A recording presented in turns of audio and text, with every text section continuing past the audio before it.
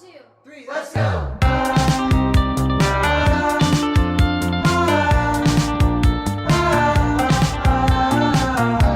Well, hello everybody, Anthony here. Welcome back to another episode of the Single Parents Podcast. This is the podcast for anybody whose life has just turned out a little less than traditional. I am here chilling on another day of enjoying the single dad life. Actually, I gotta be real. I got to be transparent with you guys for just a second. Not that I'm not always honest and transparent, but we're going to get real because one of our little sayings on the show, right, is just do the best you can, right? And so sometimes we say that because we try stuff and we go about our parenting responsibilities and we go through our daily checklists and all that stuff. And inevitably, there's going to be times when you miss something, you forget something, you drop the ball in a certain area, and that was the case for me. So I'm recording this episode on a Monday. Today's Monday morning when I realized my big mistake. I had my girls with me all last week. We did a bunch of stuff, honestly, still recovering from a long week with them, with birthday parties and school and blah, blah, blah, blah, blah. But anyways, they went back with their mom last night, and so I just woke up this morning, got to work, and I got a message from their mom saying that for one of my daughters, my youngest daughter, Maddie, she had, I guess, a reading log that I was supposed to be doing with her last week, and so, yeah, she was like, hey, so no reading log from last week, huh? And I got the text, and I was like, there's always something. I thought I did everything. We got to school on time. I packed their lunches full of healthy stuff. I made sure their clothes were nice and clean. I got them to and fro around town to all their different activities. I thought, all right, we did it. But then, lo and behold, there was still something I forgot to do. So I had to message her back, had to be honest, and be like, yeah, nope, I 1000% forgot to do her reading log homework. That's on me. I dropped the ball. Next time it'll be a little bit different. So I guess I just share that story as I'm just trying to do the best I can. But even your good old podcast host here, stuff's just still kind of still doesn't go as they say. What is that, hunky-dory? Is that a saying? I don't know. So anyways, I tried my best last week and still forgot something, so I had to own up to that this morning. So that's how my day started. But everything else has been pretty good. Yeah, like I said, last week was just another typical exhausting week, doing all the different things and making sure that the girls had everything that they needed taken care of, and just a bunch of stuff, a bunch of stuff. But I'm here. I'm good.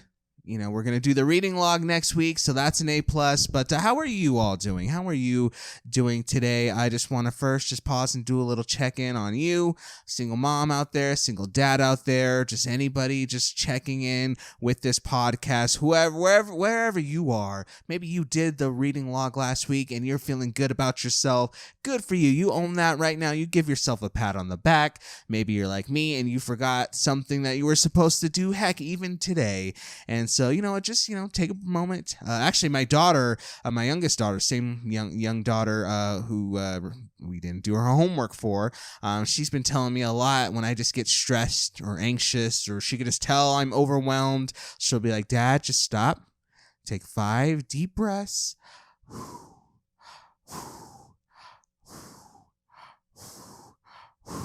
And she's like, everything will be okay. And we had to do that a few times last week, which is probably why we ran out of time and didn't even think about doing her homework, because Dad was just doing a lot of breathing last week. But I appreciated her and her advice with that. So if that's you, if you just needed to take a few moments just to do some breaths, just to kind of pause, just to kind of check in with yourself, just go ahead and do that. I know this time of year in particular, with transitioning into fall and school still being adjusted to and sports starting up, and then we got the holidays around the corner, and like I said at the beginning, there's just always something, right? Always one thing right after another. So just wanted to see how you all are doing today. I hope you all are truly doing well. If you are doing all right and you're feeling good and you have some extra energy, then there's a few things I'd like you to do before we officially get started into my big topic on today's show. And actually, so a few things. Here we go. So let's name them off. Number one is just to hit subscribe on the podcast, right? Like subscribe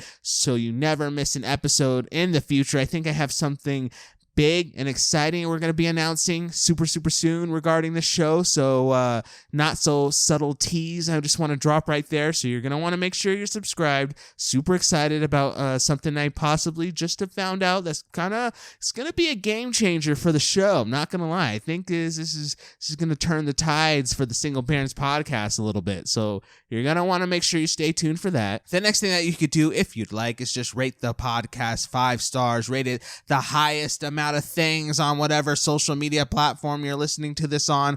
That way we tell the algorithms out there that this is legit and it should pass it on to more people. And then last but not least, share the podcast. Please share it with a friend, share it with the family member, share it with your neighbor, share it with your pediatrician, share it with the person behind the counter at your local ice cream establishment that's scooping those scoops for you. Just share the podcast with whoever, because we truly do believe that the show has a potential to reach a solid community of people who really need this type of conversation, who really need this type of encouragement, who really just need this type of support. So we just want to make sure we spread it around to as many people as possible.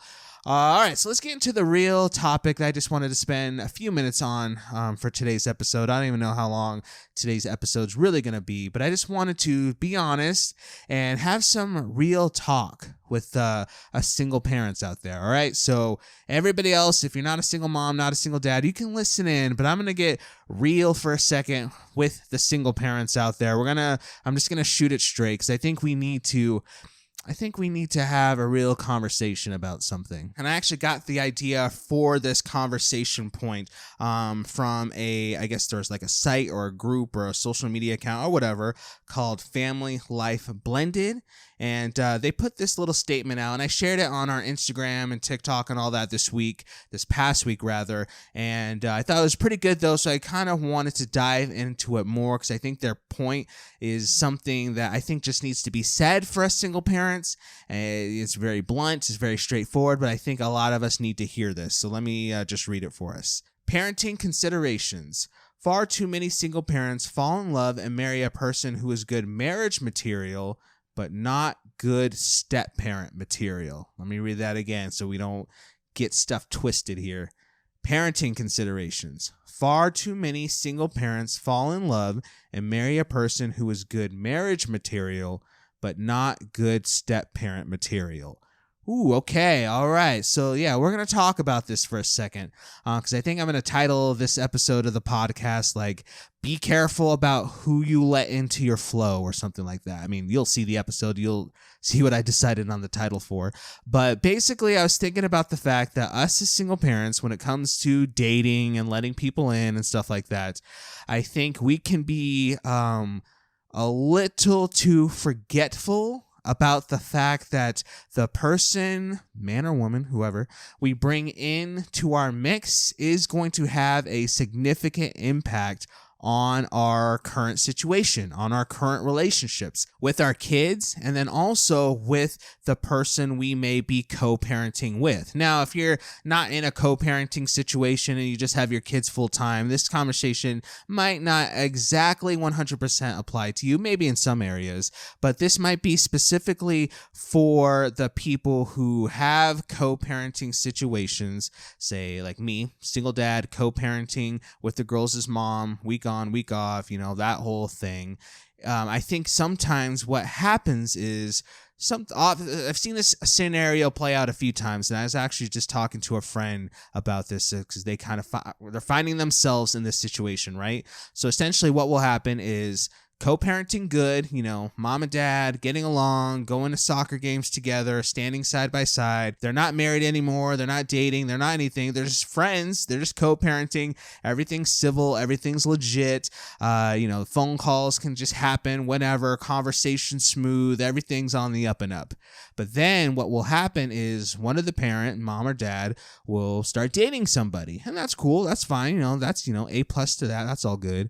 But what I've seen happen, I was just talking to somebody about this recently, in their own story, is that what will happen is the person that they bring into the fold, they bring into the flow, might come in with just some insecurities, right? Let's say that.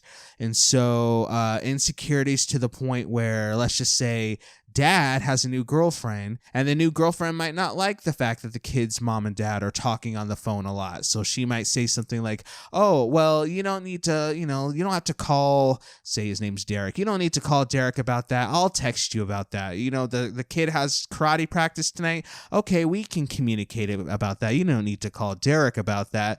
Or she doesn't like the fact that mom and dad are standing close to each other at the soccer game. And so she, it just makes it weird. And you can just tell. And so basically what ends up happening is that nice civil flow between mom and dad and kid, that everybody's just kind of getting along, doing their thing, gets disrupted because this new person comes in and just doesn't like certain things and gets into the ear of one of the parents. And so now communication does have to happen with the girlfriend. Now the girlfriend's or boyfriend's feelings do need to take in consideration when making different decisions.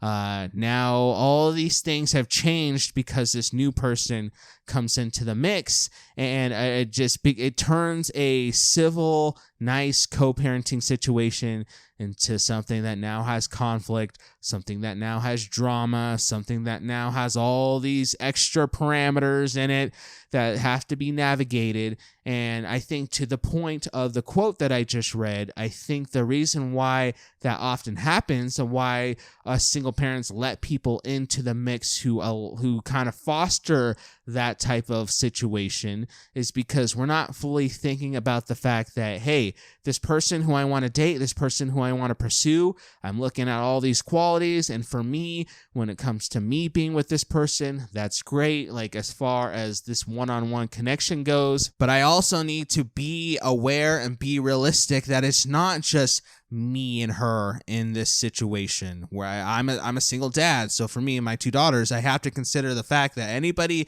who I bring into my life is also going to be heavily involved and can have heavy influence on the life of my two daughters. So their relationship has to be taken into consideration. And then not only that, whether we like to admit it or not, the other parent, the co-parenting partner in this situation, that has to be factored in as well, because if we truly do want to have civil, respectable, nice relationships with the other parent, then just dismissing the fact that, hey, this person, I know for a fact if she comes in, she's probably going to have issues with the fact that I do this with the co-parent, with the fact that I talk this much about this stuff with the co-parent. She's not going to like that, I took the kid out to ice cream with the co-parent while she was at work.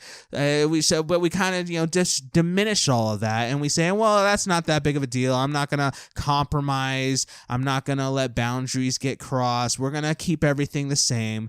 But then inevitably what happens is slowly, little by little, that other person comes into the fold and it says one thing, points out one thing, gets upset about one thing, and then sure enough, those boundaries, those expectations, the way things were all nice and civil before, just get pushed back more and more and more, to where, again, there's drama, there's conflict, there's just a whole bunch of stuff that wasn't there before the other person came in. So I think, to be super blunt and to be super honest and to be super real, and many of you may not like the fact that I'm saying this because I got to preach this to myself all the time, we just have to be really careful about who we let into our mix, because if we truly desire to do what's best for our kids, to do what's best for ourselves too, and have a healthy, homogenous relationship between all the parties, then we have to take into consideration that, hey, again, that person, I really like that person,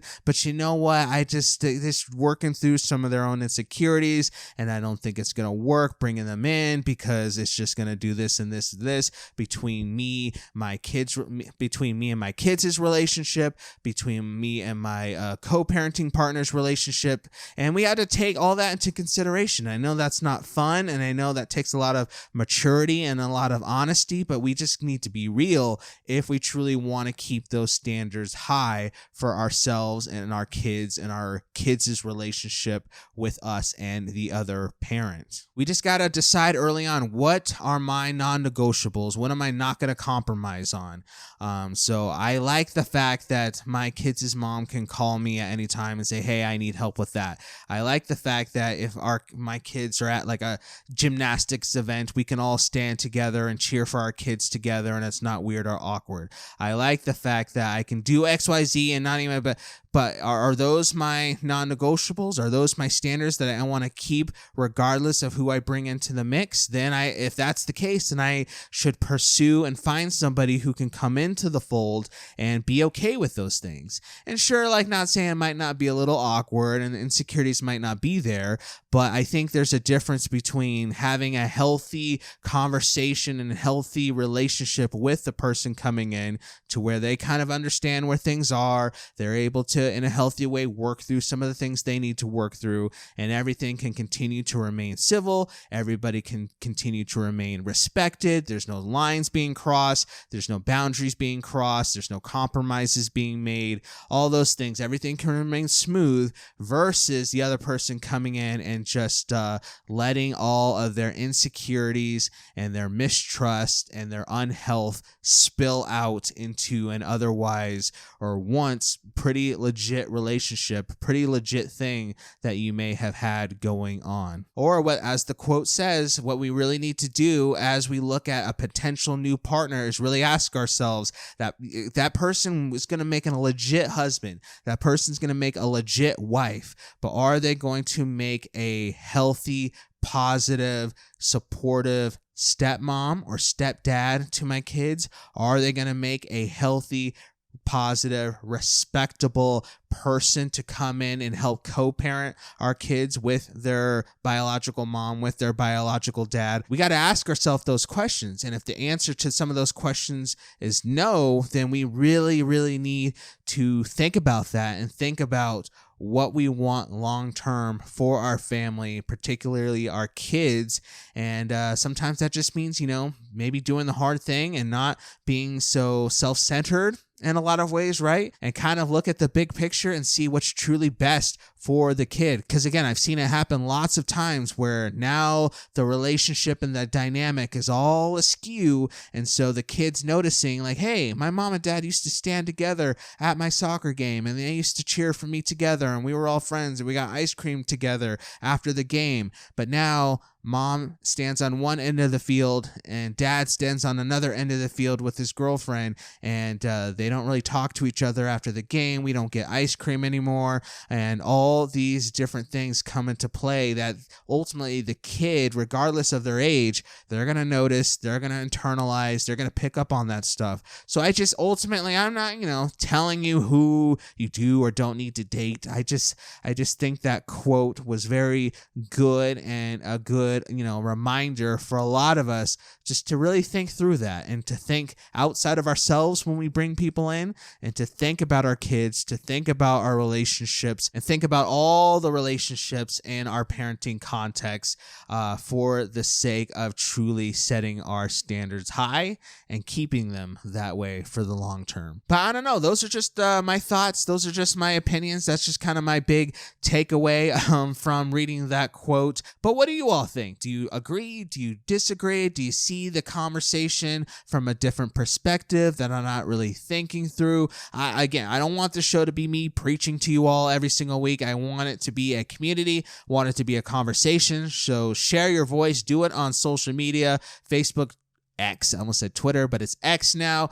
TikTok, Instagram, but most importantly, we have an email that you can write as long of a rant or as long as a disagreement or as long as a story as you want. Just go for it. Go wild. You go wild on our email address, which is thesingleparentspodcast@gmail.com. That's thesingleparentspodcast@gmail.com. Use that email to share your voice, let your story be heard, and let's just continue not only this conversation, but many other conversations that need to be had bad for those of us who find ourselves as single parents. All right, guys. Well, I think that's going to get ready to do it. I think I kind of made my point, whether you agreed or disagreed or liked it or not. Hey, I hope I wasn't too offensive by saying that, but I think we all have maybe seen situations like this where it's just like, shoot, so-and-so is dating so-and-so, and it's starting to get messy between so-and-so, the parent,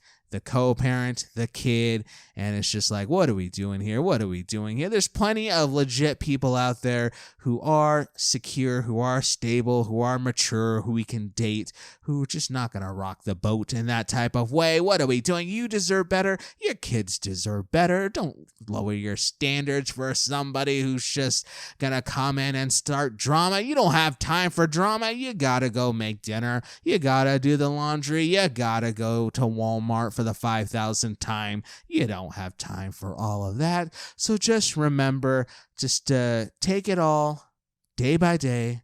Just take it all with strength and wisdom. And most importantly, you out there right now, wherever you are, whatever you're doing, you just keep doing the best you can. Until next time, my name's Anthony.